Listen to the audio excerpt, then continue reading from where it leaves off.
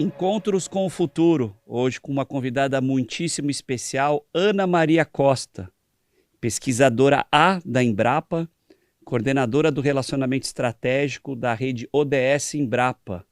Ana, um prazer enorme ter você aqui com a gente, representando um dos nossos grandes orgulhos nacionais, que é a Embrapa. E aqui comigo na bancada, a professora Suelen Pedroso, advogada e professora da SPM São Paulo, e Marcos Oliveira, diretor do World Observatory.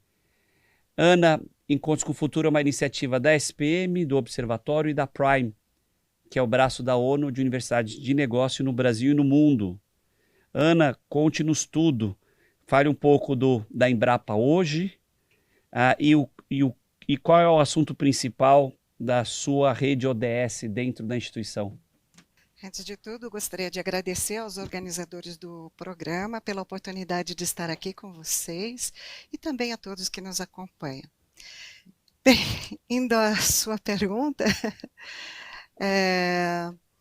a rede ODS da Embrapa, ela tem o papel de coordenar todas as ações internas, fazer o alinhamento do que a Embrapa está fazendo, em termos de ODS, fazendo uma análise da nossa programação de pesquisa com os objetivos estratégicos, para ver se realmente a Embrapa está alinhada aos objetivos de relacionamento, aos objetivos de desenvolvimento Sustentáveis da ONU. sustentável da ONU.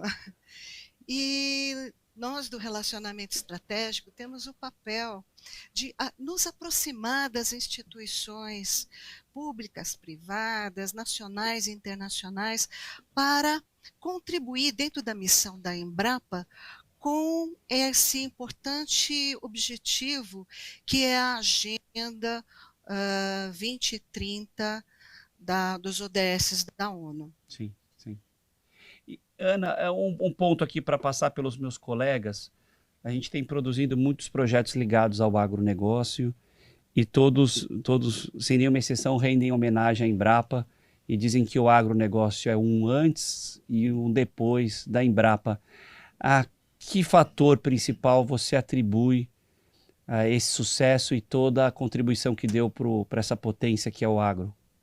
Olha, eu atribuo principalmente a paixão dos nossos colegas, pesquisadores, técnicos, analistas, assistentes, a esse trabalho que a gente realiza de ajudar a trazer sustentabilidade e segurança alimentar à nossa agropecuária nacional. Somos todos os pesquisadores, todos o nosso corpo funcional é muito, muito empenhado para resolver os problemas, mesmo diante de todas as dificuldades que muitas vezes nós enfrentamos, que é natural. Nós temos esse compromisso com a sociedade, e esse compromisso com a sociedade faz parte do DNA da nossa empresa. A Embrapa, ela foi criada com esse propósito, ela foi criada com o propósito de trazer segurança alimentar ao nosso país, à nossa sociedade. E ao longo desses anos, todos que fazem parte dessa família Embrapa têm se dedicado a isso nas diferentes vertentes da agricultura, da pecuária, da agroindústria, e é graças a esse empenho e essa dedicação que eu atribuo o sucesso da nossa empresa.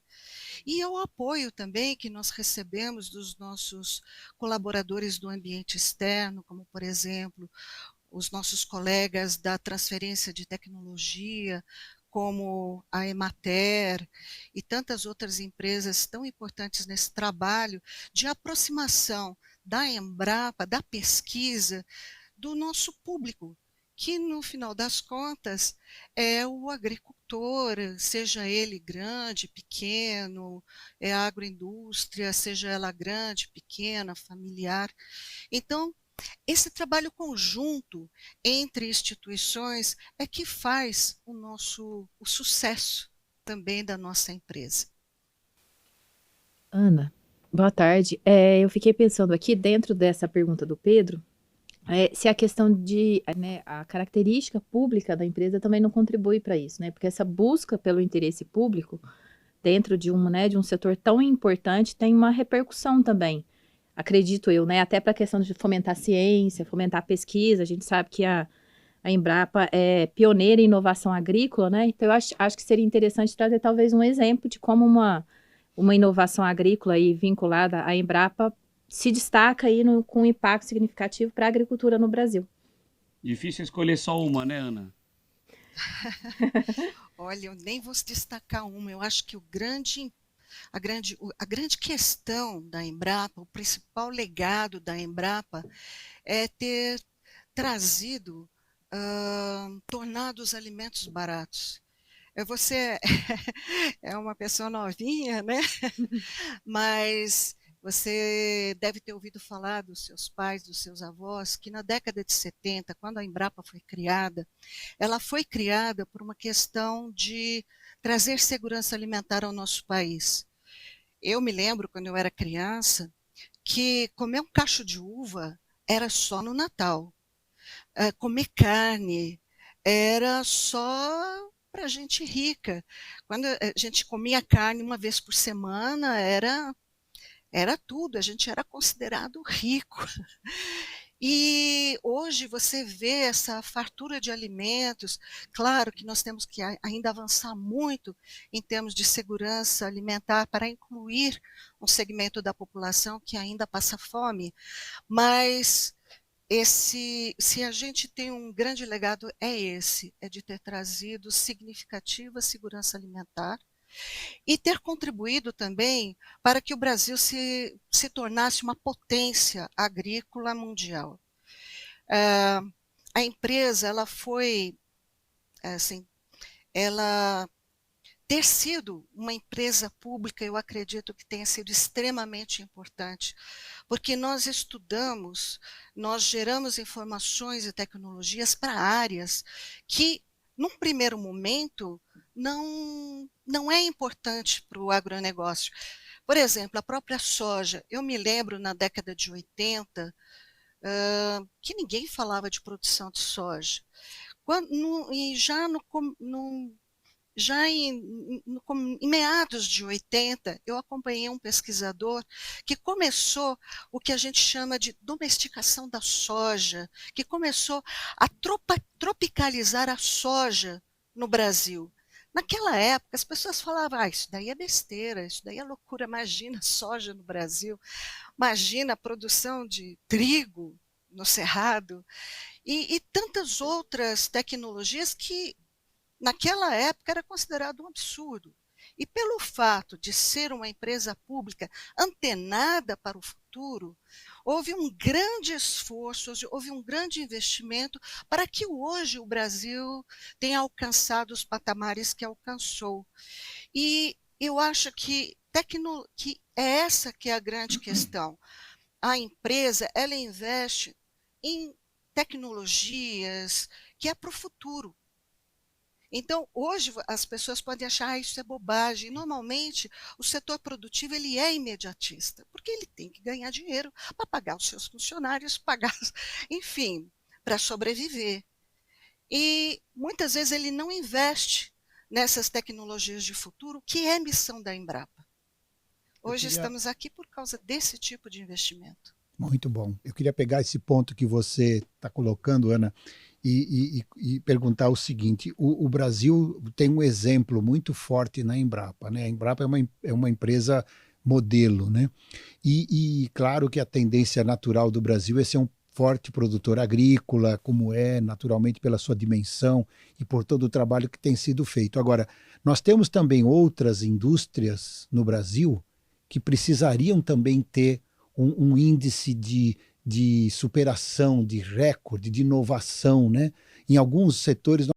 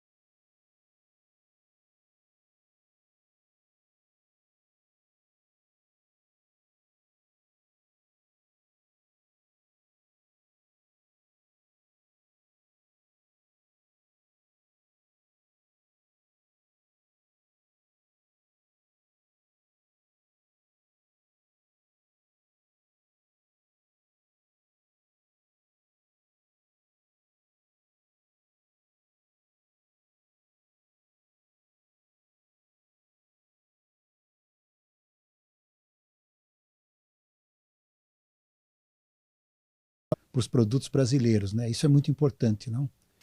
Sim, nós temos trabalhado fortemente a questão de megas tendências mundiais.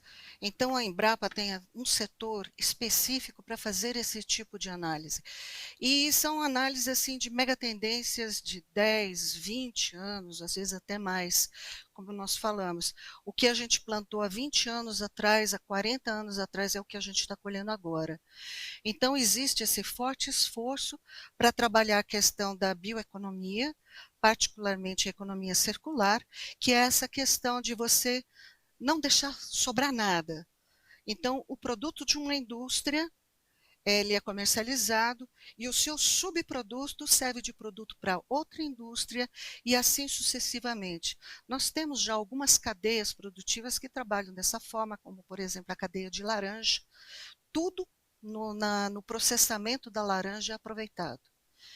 A cadeia da uva também hoje já é assim. E tem várias outras cadeias que estão se organizando para atuarem da mesma forma. Existe uma certa dificuldade, é claro, de você estruturar novos produtos nessas cadeias, porque há necessidade de você conscientizar determinados segmentos, que é necessário você fazer pequenas mudanças na sua planta de produção para aquilo que é um resíduo, na atualidade, se transforme num produto aproveitado por outra empresa. Mas eu acredito que com esse trabalho de conscientização, o próprio os ODS têm trabalhado muito nisso, esse trabalho de, enfim, de mostrar que o mundo precisa ser mais sustentável, porque não é uma questão de ideologia, é uma questão de sobrevivência. Nós estamos correndo um sério risco como espécie, e isso não é alarmismo, de termos a nossa sobrevivência como espécie comprometida nas gerações futuras e talvez não tão futuras assim. Então, frente ao que aconteceu e vem acontecendo dessa questão das mudanças climáticas, eu acredito que nós vamos ter mais, digamos assim, mais compreensão, que às vezes um pequeno sacrifício de investir um pouquinho de dinheiro na mudança para coletar aquilo ali em condições higiênicas, nesse momento eu acho que nós estamos no momento adequado para que essa percepção ocorra dentro da indústria. Muito bom. Ana, deixa eu te perguntar um ponto em relação à descarbonização. Quando a gente participa de fóruns ou abre a questão da relação agrofloresta, da produção pecuária, da produção agrícola, um ponto que a gente sente, pelo menos com uma percepção da grande mídia, é a falta de dados, no sentido de informação para o grande público. O nosso agro está comunicando bem? A gente tem estudos para comunicar melhor? O nosso agro é neutro, sequestra, não dá para generalizar, algumas culturas sim. Como é que a Embrapa enfrenta essa questão da neutralidade do carbono e o estudo da neutralidade do carbono no agronegócio? Olha, só para você ter uma ideia, eu fiz um levantamento recente dentro do portfólio da Embrapa por uma parceria que nós estamos começando com o IBGE para essa questão de sustentabilidade. Só para você ter uma ideia, como a gente tem muita informação, muito dado que subsidia todo esse trabalho, só em termos de projetos vigentes na Embrapa hoje, nós tínhamos, bem, vou colocar nós tínhamos 1.200 projetos andando para gerar informações, fora os que já terminaram nos últimos anos. Então, existe mas um grande esforço para mostrar que esses dados que estão sendo divulgados, eles são reais. Então, existe cultivos, digamos assim, cada caso, de fato, é um caso, como você bem alertou. Existem empresas, que são sustentáveis, eu poderia até dar alguns exemplos. Existem empresas que não, existem cultivos que sim. Enfim, existe uma diversidade muito grande. E a Embrapa tem trabalhado fortemente para trazer, mostrar principalmente para o grande agro que é possível trabalhar com mais sustentabilidade sem perda de valor, sem redução no retorno, né, no balanço de retorno entre o que se investe e o que se colhe. Mas, então, tem situações que é bem complicado, que a gente precisa pensar e trabalhar esses segmentos, e tem outros que estão seguindo um caminho bastante razoável. E o grande desafio da agricultura hoje é levar para todo o agro essa sustentabilidade. Trabalhar recuperação de áreas que foram degradadas, trabalhar a lavoura, pecuária, floresta, para reacabar os nossos feros. Não basta ter uma cobertura de agro por cima, é necessário ter o componente floresta, principalmente na região do Cerrado, porque a vegetação do Cerrado ela tem uma propriedade muito interessante. As raízes são extremamente profundas. E por serem extremamente profundas, elas auxiliam na entrada de água no solo. É a nossa caixa d'água do país, né? Exatamente. Então, é necessário a conscientização de que temos que ter um equilíbrio. A questão lavoura, pecuária, floresta já teve um grande avanço, porque o componente floresta ajuda nessa questão. O componente floresta traz um aspecto interessante que está sendo uma discussão internacional muito forte, que é a questão do conforto animal. Quando a gente pensa em mercado internacional, mercado europeu, a gente tem que levar isso em consideração, porque eles estão dispostos a pagar por esse componente. Você tem um pouco de queda de produção no aspecto econômico global da propriedade, mas, por outro lado, você tem um ganho que é a parte da remuneração do mercado. Sim. O mercado internacional está disposto a pagar por isso. Então, essas questões precisam ser melhor trabalhadas. Esse ganho de sustentabilidade é extremamente importante na visão, principalmente da Ásia e da Europa. Eles estão realmente muito preocupados com isso, porque o componente floresta ele é extremamente importante na hora dos corredores de umidade, né? Sim. Em termos globais. E lá eles estão passando por grandes dificuldades de seca. Eu tive a oportunidade de ver esses locais. Rios que eram caudalosos não existem mais. Então existe aquela ponte enorme e um filetinho de água por baixo.